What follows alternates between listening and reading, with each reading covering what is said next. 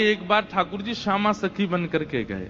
ठाकुर जी ये विचार करके गए, मैं जाके किशोरी जी के मन की देख के तो आऊं। ये मेरे सामने तो प्रिय प्रिय बोले मोए, मेरे बिना ये मोए मेरे बारे में कहा बोले, मैं एक बार सुन के तो आऊं। नीचे लहंगा पहनो है, ऊपर चुनरी पहनी, बिल्कुल यहाँ तक पूरी चुनरी लगा ली है, हाथन में बढ़िया चूड़ी पहनी है, कानन में कुंडल पहने हैं, क्षुद्र घंटे का यशोदा मैया ने पहनाई, वहां में छोटी छोटी घंटी लग रही है, वह कौंधनी बना करके कमर में पहनी है, पामन में पाजेब पहनी। ठाकुर जी गए श्यामा सखी बन करके किशोरी जी के पास, बरसाने में प्रवेश कियो। सबरी गोपी कहे आहा कैसी मनोहर चाल है, नेक सी गोपी कैसी मटक मटक के चल रही है। अरे सखी तू कौन की लाली है? ठाकुर जी तेज तो हैं बोलवे में, जो पूछे तू कौन की लाली, बोले तेरी हूँ, भूल गई। अरे बड़ी चपड़ चपड़ बोला है। पहुंच गए ठाकुर जी बरसाने। बरसाने में द्वार पर जाकर के सखीन से बोले मुझको भीतर जान दो। सखी बोली कौन हो तुम? बोली मैं श्यामा सखी हूँ। कहाँ ते आई हो? बोले पास के गांव नंदगाम ते आई हूँ, और मुझ किशोरी जी ते बहुत जरूरी बात करनी है, मुझको मिलवाओ। सखीन ने बोली भानु बाबा के पास जाओ, शिकायत आदि करनी है, कोई न्याय चाहिए तो वहां जाओ, ये किशोरी जी के पास आवे के लिए नहीं है।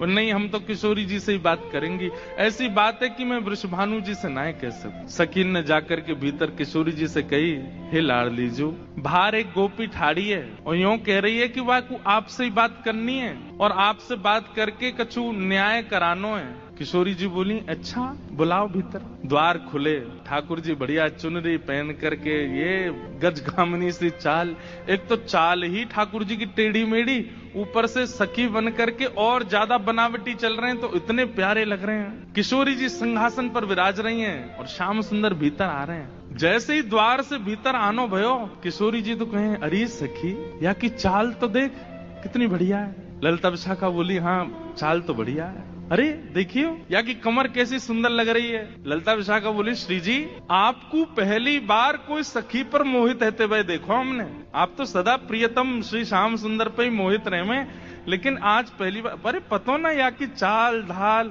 और जो जो अंग या के दिखाई दे रहे हैं, ऐसे घूंघट पकड़ी चल रही, यहाँ से भुजा दिख रही है, नेक नेक थोड़ो उधर भी दिखाई दे रहा है, थोड़े थोड़े चरण भी दिखाई दे रहे हैं, जो जो अंग मुंह को दिख रहे हैं ना इतने प्रिय लग रहे हैं कि मैंने ऐसी प्रिय स्वरूप तो पहले देखो नहीं है। और किशोरी जी कहने ललिता तू मेरी एक बात सुन। बोल कहा ये जो भी बात करे वो सुन लेंगे, फिर वाक्य बाद याकू अपने सखी समाज में ले लियो। मुख बड़ी भारी है, अभी याकू मुख नहीं दिखो, मुख मैं तभी यहाँ पे मोहित है गई हूँ। विशाखा जी बोली नहीं रुक जाओ, आन तो दो, बात तो होने दो।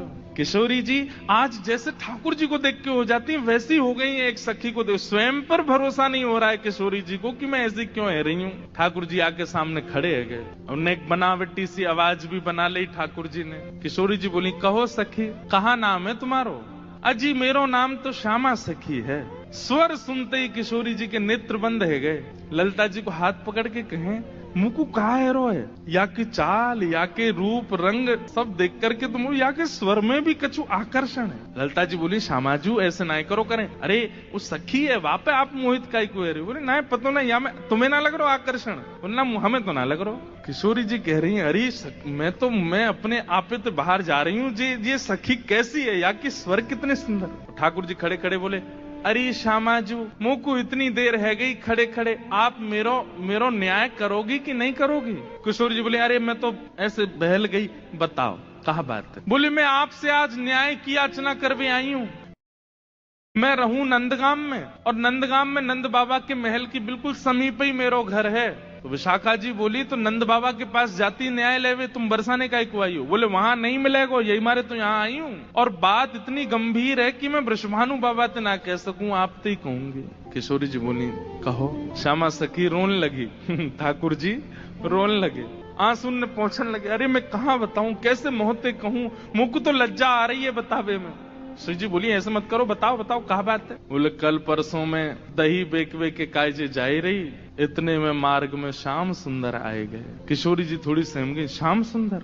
हाँ। अरे तुमने उनको बड़ी प्रशंसा सुनी है, उनकी बड़ी महिमा सुनी है, पर तुम उनके अंदर की ना जानो, वे बड़े छलिया हैं, बड़े कपटी हैं। किशोरी जी बोली कहा कियो श्याम सुंदर ने? मैं तो मटकी भर के जाए रही बेकवे के काजे, मार्ग में मिल गयो, रोक लियो मेरो मार्ग, और मार्ग रोक के बोले मुझको कर दो। कर माने टैक्स दो, जैसे टोल गेट लगे रहते ऐसे ठाकुर जी ने जगह जगह ब्रज में नाकाबंदी लगा रखी है अपनी जबरदस्ती की। और जैसे इनको पता चले कि कोई सखी मथुरा को जा रही है तो वही मार्ग पर चले जाएं और जाए करके सब सखान के संग बैठ जाएं और आवे वाली सकीन तक कहें हमें कर दे के जाओ, जे मार्ग हमारे परदादा ने बनवायो है। ये मार्ग हतो ना हो, हमारे दादा परदादा ने ये मार्ग बनवायो, ये हमारे यहाँ मार्ग को कर लेने को अधिकार हमारो, कर दो। गोपी के कहा कर चाहिए, बोले मटकी सब नीचे धर दो, हमारो जितनो मन होगो हम ले लेंगे, बच्ची कुचे तुम मथुरा ले जाइयो, ये करे। अब मटकी नीचे धर के अगर कोई गोपी कह दे कि लाला तो जितनो हो पाले, ठाकुर जी छोड़ेंगे वहां में? स्वयं पाले, लेकिन स्वयं को पेट तो नेक सो फिर ग्वाला ने पवा में गोपी के अब तो है गयो दे दो। अरे अभी हमारे और भी ग्वाला है, बोलो फिर कौन नाम है? फिर बंदरों को कू कू करके ठाकुर जी आवाज करते हैं, खूब सारे बंदर आ जाते हैं, फिर उनको बांटते हैं। वाके बाद गोपी के सबरो मक्खन तो खत्म है गयो, मटकी है तो छोड़ दो। ठाकुर जी बोले मजो नहीं आयो, जब तक यहाँ मटकी की आवाज नहीं आवेगी फिर डंडा तो वह मटकी है फोड़े। फिर कहें गोपी मक्खन तेरो बासो नेक्सस, दोबारा लेके आइयो। ऐसो करे तुम्हारो ये कन्हैया, कौन कर देगो या को? अरे राजी राजी नेक कर ले तो बात ठीक भी है, ये तो मटकिन ने फोड़ दे, सबन ने खवाए दे, लेकिन मेरे संग तो बहुत बुरा कियो। किशोरी जी बोली कहा कियो? बोले मेरो घूंघट उठा लियो, मेरी चुनरी खींच ली, मेरा हाथ मरोड़ दियो, और अच्छा इतनो ही कियो और तो कछु ना कियो। अरे कहाँ बताऊं और कहा कियो? बोले और कहा कियो? मैं तो चाहूं भी ना हूं कि वो मेरे पकड़ में आवे, क्यों? बिना पकड़ के इतना उधम मचावे, पकड़ लूंगी तो जन कहा करेगो। ऐसो कष्ट दे मुझको, मैं कहा बताऊं आपको। श्री जी थोड़ी घबरा सी गई। अच्छा श्री जी को ये है कि अकेले में मुंह से कन्हैया की बुराई कर ले तो मैं सह भी लूं, ये ललिता विशाखा के बीच में काई को बोल रही है? ये तो वैसे ही उनसे चिड़ी रहे इतनो, इनके सामने क्यों कह रही है? श्री जी कह रही है अरे तू चिंता मत करे, श्याम सुंदर को हृदय कारो नहीं है, वो बस स्वरूप ते ने कार्य से लगे, वो ने अपनी लीलान में थोड़े से ऐसे चटक मटक से हैं, बाकी हृदय से ऐसे नहीं है। तो ठाकुर जी तो सुनने आए हैं ना कि मेरे बारे में कैसे विचार हैं श्री जी के। अच्छा आप बड़ी हृदय की जानो उनकी? ठाकुर जी कह रहे हैं आप बड़ो पता हो उनके हृदय को। श्री जी बोली मतलब ऐसो तो मुझे ना पता, लेकिन हाँ जितनो मैंने सुनो है, जितनो मैंने जानो है, वहां से मेरो अंदाजो ऐसो है कि वो हृदय ते ऐसे नहीं है, वो तो बस एक लीला करें। ठाकुर जी बोले अरे श्यामाजू तुम कहा जानो, जाको रंग कारो होवे ना, जो भीतर ते अत्यंत कारो है जाए वाको रंग भी कारो है जाए। अब तो ठाकुर जी ऐसी ऐसी बुराई करने लगे अपनी ही कि श्री जी को न क्रोध आवे, और फिर इनके हृदय के भाव सुनो। जाको हृदय बड़ो कारो रे ना, वाको रंग भी कारो है जाए। श्याम सुंदर केवल लीला नहीं करे, ये हृदय तो ही ऐसे हैं। मुझे तो ऐसा लगे जैसे जैसे आपने भौरो देखो है ना, श्री जी वो एक पुष्प पे बैठे है, वाको रस ले, फिर दूसरे पुष्प पे चलो जाए, वाको रस ले, और देखो भौरो भी कारो रे और एक कन्हैया भी कारो। जे एक को कभी नहीं रह सके, ये तो सबको है। कमर भी टेढ़ी, चाल भी टेढ़ी, मुख भी टेढ़ी, और मुझे तो ऐसा लगे यशोदा मैया गोरी, नंद बाबा गोरे जी, इनको छोरा ना है जी कहीं और ते आयो है। ठाकुर जी बड़ी बड़ी बुराई करने लगे अपनी ही किशोरी जी के सामने। थोड़ी देर तो किशोरी जी सुनती रही, और थोड़ी देर बाद किशोरी जी को क्रोध आया। बोले ए श्यामा सखी बहुत देर रह गई तो बोलते बोलते, अब एक नहीं सुनूंगी तो तेरी कितने मक्खन चुरा लिए, कितनी मटकी फोड़ दी तेरी। अरे ललता लेके आ भीतर ते या को दे दे, यहाँ आ गई है रोवे के काजे, श्याम सुंदर की बुराई कर रही है, यहाँ पे खड़े है कि तू कहां जाने वो कौन है? अरे पूरा ब्रह्मांड उनकी भ्रगुटी पर नृत्य करे, वो अगर अपनी भौं उठा दें तो नूतन प्रलय है जाएगा। अरे तुम ब्रजवासीन के प्रेम के काजे बेचारे यहाँ आए गए हैं, तुम तो नेक लीला कहा कर ली, शिकायत करवे आ गई वहां पे, और तू बड़ी श्याम वरण श्याम वरण श्याम वरण पे बहुत बोल रही कि जो हृदय को कारो वही स्वरूप ते कारो होवे। तू जाने कहा है वास्तव में तोए देखें लोग, मोए देखें लोग, और कोई भी दृष्टा बने या हमारे अपनो स्वरूप छुपाए करके आए वे, यदि अपने वास्तविक रूप में प्रकट है जाएं तो कोटि कोटि कंदर्प लुटावे लग जाएंगे तो भी उनके रूप की उपमा नहीं कही जा सके। उनकी बुराई कर रही है मेरे सामने खड़े है कि वो टेढ़े से रहे में, वो ऐसे रहे में, वैसे। तू जाने कहा है उनके बारे में? अरे इंद्रादि देवता थर थर कांपे जिनके मारे, वो यशोदा मैया और तुम सब ब्रज गोपीन के काजे सहज है गए, सरल है गए, प्रेम के अधीन है करके सब लीला कर रहे हैं, और उनकी शिकायत कर भी आ गई है मेरे सामने। ठाकुर जी सुन के बड़े खुश है रहे मनी मन। जैसे श्री जी ने शांत है जाए, ठाकुर जी फिर एक कोई बात बोल दे, फिर श्री बिल्कुल मत बोलियो, एक शब्द नहीं सुनूंगी श्याम सुंदर के लिए। ये पूरा ब्रह्मांड उनका स्वरूप है, उनके रोम में कोटि कोटि ब्रह्मांड लुढ़कते हैं। इस ब्रह्मांड पर कृपा करके, इस भूमि पर कृपा करके वो जन्म लेकर के नंद यशोदा के यहाँ आ गए, और तुम उनके महत्व को नहीं समझ रही हो। अरे कोई ऊंची पदवी पर बैठो भयो, जब प्रेम के अधीन है जाए तो वो अपनी पदवी छोड़ करके कई बार आपके संग बैठ के पान लगे, आपकी थाली में बैठ के भोजन करने लगे, कोई आपकी थाली में भोजन कर रहा हो या को मतलब वो आपसे प्रेम बहुत करे। अरे सखी तू जाने ना है श्याम सुंदर को, वो साक्षात परमात्मा है। वो यदि तुम्हारे संग ये लीला कर रहे हैं तो अपने भाग्य मनाओ, अपने सौभाग्य मनाओ। उनकी रूप कांति को मैं कहा वर्णन करूं, कोटि कोटि किशोरी जी वार दई जाएं तो भी श्याम सुंदर की रूप की महिमा ना कही जा सके। मेरे सामने एक शब्द नहीं बोली उनके बारे में। श्यामा सखी बोली, पहले तो मैंने संदेह में सुनी कि किशोरी जी को और हमारे नंद के लाला को कछु प्रेम संबंध है, पर आज तो मुंह को ऐसा लग रहा वास्तव में हते। किशोरी जी बोली, नहीं नहीं ऐसी कोई बात नहीं है, ये तो सब तुमने ऐसी नहीं नहीं नहीं मुंह को तो लग रही है। आप इतनों कैसे जानो वाक्य के बारे में, इतनों कैसे मानो वाक्य के बारे में। किशोरी जी एक बात बताऊं? बोले हाँ। बोले मैं अकेली नहीं हूं शिकायत करवे वाली, ऐसी अनेक बैठी हैं। आपको ऐसा लग रहा है कि श्याम सुंदर तो केवल लीला कर रहे हैं, पर इस वक्त यही समय श्याम सुंदर कोई और सखी के संग भी ऐसी क्रिया कर रहे होंगे, वहां को मार्ग रोक रहे होंगे, वहां के हाथ पकड़ रहे होंगे, वहां की चुनरी उड़ा रहे होंगे, वहां की मटकी फोड़ होंगे। और नए विश्वास होवे तो आपको अगर बहुत प्रेम है तो आप श्याम सुंदर को पुकार के देख लो, यदि वो आ जाएं तो मैं मान जाऊंगी। आमेंगे ही नहीं। ठाकुर जी कह रहे हैं मैं तो सामने ही खड़ा हूं, मैं कैसे आऊंगा। किशोरी जी से कह रहे हैं ललिता विशाखा है भूल जाओ, बाकी सब बातें न भूल जाओ, आपको प्रेम है ना श्याम सुंदर से।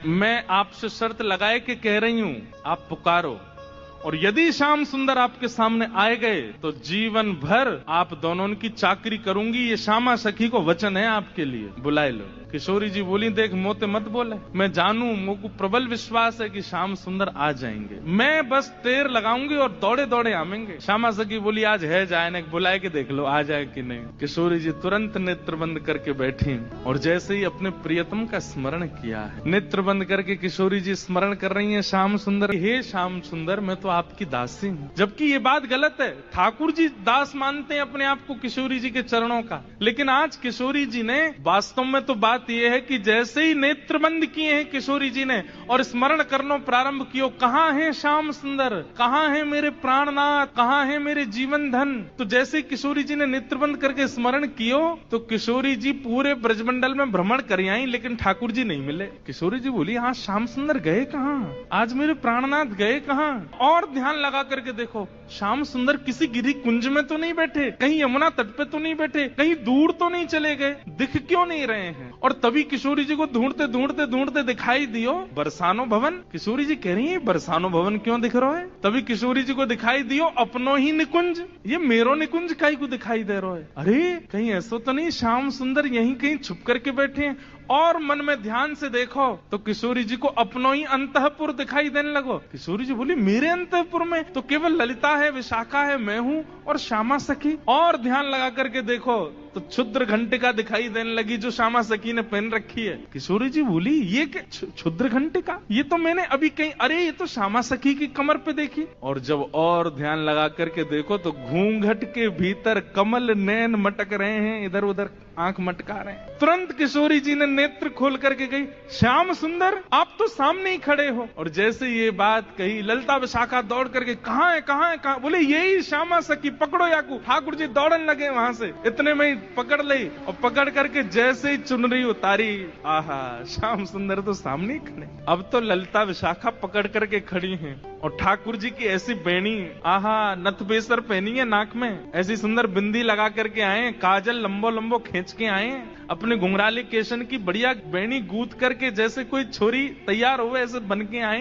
किशोरी जी बोली, पकड़ के रखो अब इनको, ने रज रज के देख तो लूं आज, हैं सामने आए के श्यामा सखी बन के अपनी बुराई कर रहे हो मुझे। अरे श्यामाजू मैं तो आपके हृदय की जान में आयो कि आप मेरे बारे में कैसी विचारधारा रखो, मेरे बारे में आपके हृदय में कैसे भाव हैं। किशोरी जी बोली, तो कहा सुनो आपने कैसे भाव हैं। बोले, मुंह को ऐसा लगो करतो कि मुंह से ज्यादा प्रेम कोई ना कर सके या संसार में, पर हे श्यामाजू आज आपके प्रेम के भाव पर तो मैं भी बिक गयो। आपको प्रेम तो अटूट है। अरे आप तो ऐसी हैं कि आप बैठी कहीं भी हो लेकिन आपके चिंतन में सदा मैं विराजमान रहूं। मैं कहां जाऊं, कहां करूं, कहां खाऊं, कहां पीऊं, कैसे आऊं, आपको सब पता है। किशोरी जी ने कही, आज एक काम करो। बोले, कहा द्वार सब बंद कर दो, चटकनी लगा दो, आज जान नहीं देंगे इनको, आज यहीं वहीं बैठा हो, बड़ी श्यामा सखी बन के आई हो, इधर आओ। ठाकुर जी बोले, अरे श्यामा जी मैं आपके चरणन को पूजूं, आपसे हाथ जोड़ रहा हूँ, मुझको छोड़ दो। बोल ना है, आज तो याकू नई दुल्हन बना के यशोदा के पास ले चलेंगे और यशोदा जी से कहेंगे, देखो हमारे गांव की एक नई दुल्हन आई है, अभी अभी ब्याह भयो, याकू आशीर्वाद दे दो। और जब यशोदा मैया अपने ही लाला को चिर सौभाग्यवती जब आशीर्वाद देंगे तब आवेगो आनंद। किशोरी जी आपसे हाथ जोड़ूं, पाम परूं, ऐसा मत करियो। यशोदा मैया के आगे नाक कट जाएगी मेरी, ऐसे छोरी बनो डोलूं, वो वैसी मेरे पीछे पड़ी रहे। ए लाला ने अपनी चाल सुधार, दूर तो ऐसा लगा कोई गजगामिनी छोरी आ रही है का। उन्हें पता चलेगी मैं लहंगा फरिया पहन के डोल रहा हूँ, बहुत बहुत नाराज। उनके सामने नहीं, आपके सामने आ सकूं ऐसे।